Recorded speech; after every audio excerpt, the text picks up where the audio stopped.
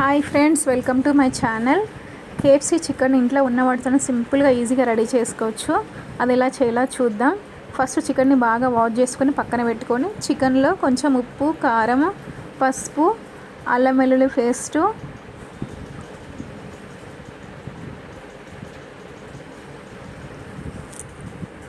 కొంచెం వెన్నెల ఎసెన్స్, పెరుగు వేసి బాగా మిక్స్ చేయాలి ఫ్రెండ్స్. మిక్స్ చేసిన తర్వాత పక్కన ఎగ్ తీసుకొని ఎగ్ పక్కన పెట్టుకోవాలి.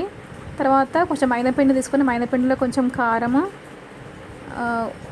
వేసి ఉప్పు వేసేసి దాంట్లో ఫస్ట్ చికెన్ని ఎగ్లో వేసి ఎగ్ నుంచి దీంట్లో కొంచెం మొత్తం పట్టించిన తర్వాత అది తీసుకెళ్ళి ఆయిల్లో డీప్ ఫ్రై చేయాలి ఫ్రెండ్స్. బాగా డీప్ ఫ్రై చేయాలి. డీప్ ఫ్రై చేసి పక్కన పెట్టుకోవాలి. అంతే ఫ్రెండ్స్, ఎంతో టేస్టీగా ఉండి కేఎఫ్సీ చికెన్ రెడీ అయిపోయినట్లే. మీరు కూడా ఒకసారి ట్రై చేసి చెప్పండి ఎలా ఉందో. Thank you for watching. Bye.